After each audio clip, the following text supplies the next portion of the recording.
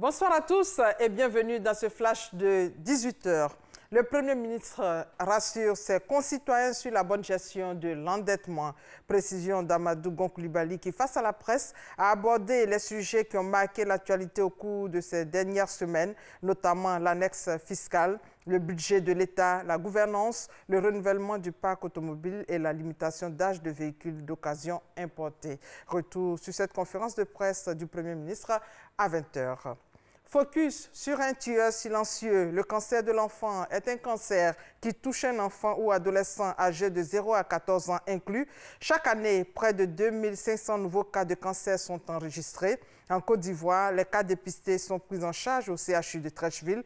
Pour cette journée internationale du cancer pédiatrique, notre reporter Alexis Ouedraogo est allé à la rencontre de ces tout-petits. Son élément vous sera proposé aussi à 20 h. www.presse-côte-d'ivoire.ci, c'est le nouveau portail numérique de la presse ivoirienne. Il a été lancé par le groupement des éditeurs de presse de Côte d'Ivoire. Regardez. La presse ivoirienne a son portail numérique, www.presse-côte-d'ivoire.ci. Cette première vitrine numérique entend faciliter l'accessibilité des journaux aux lecteurs de Côte d'Ivoire et de la diaspora. Ça va être un journal numérique, comme on le dit. On va vendre du contenu et on va vendre du contenu au quotidien. Et ça va être l'information en continu qui va être servie sur ce numérique. Nous avons pris la disposition, nous avons fait du recrutement, nous allons aussi essayer donc de poser des balises pour éviter d'échapper à un certain nombre de difficultés. En Côte d'Ivoire, les internautes sont estimés à plus de 17 millions.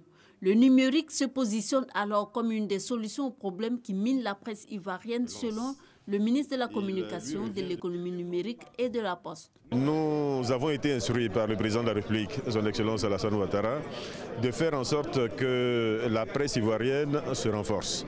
De faire en sorte que nous ayons en Côte d'Ivoire une presse qui soit responsable et de faire en sorte que nous ayons dans le même temps une presse qui soit libre et qui soit indépendante.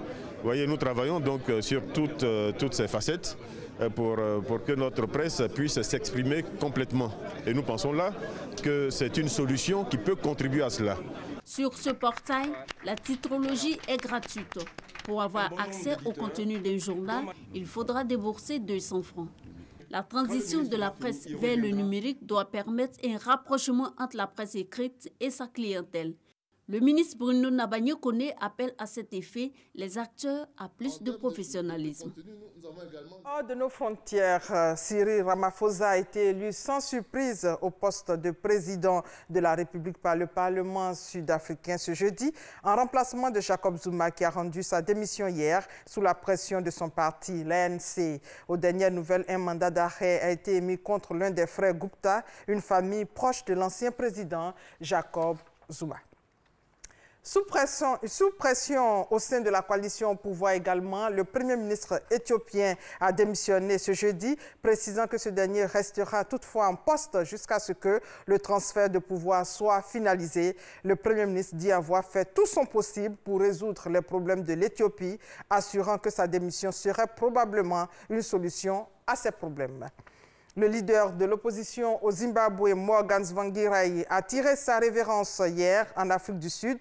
L'homme politique a succombé après une longue bataille contre le cancer. Il était âgé de 65 ans.